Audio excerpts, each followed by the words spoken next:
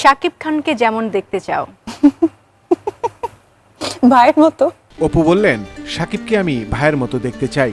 এক অনুষ্ঠানে উপস্থিত ছিলেন চিত্রনায়িকা পূর্ণিমা এবং অপু বিশ্বাস। অপুর প্রতি অভিযোগ এনে পূর্ণিমা বলেন, আপনি নাকি বুবলির বিরুদ্ধে আজে বাজে কমেন্ট করার জন্য টাকা দিয়ে লোক রেখেছেন, তারা আপনার কাছ থেকে নাকি টাকা খেয়েছে। এই বিষয়ে কি বলবেন? আমি দেখিনি, আমার জানা নেই। এখন কারা খাইয়েছেন বা কারা খেয়েছেন অথবা তারাই বলতে পারে, আমি জানি না। আমি পাইনি। অপুর কাছে আরও জানতে চাওয়া হয়, যদি কখনো শাকিব খান আপনাকে শর্ত দেয় শাকিব আপনার কাছে ফেরত আসবে, সংসার করবে আপনার সাথে, থাকবে জয়ের সাথে, শুধু আপনাকে সিনেমা করা বাদ দিতে হবে, তাহলে আপনি কি করবেন? যদি কখনো ও ওর ভুল বুঝতে পেরে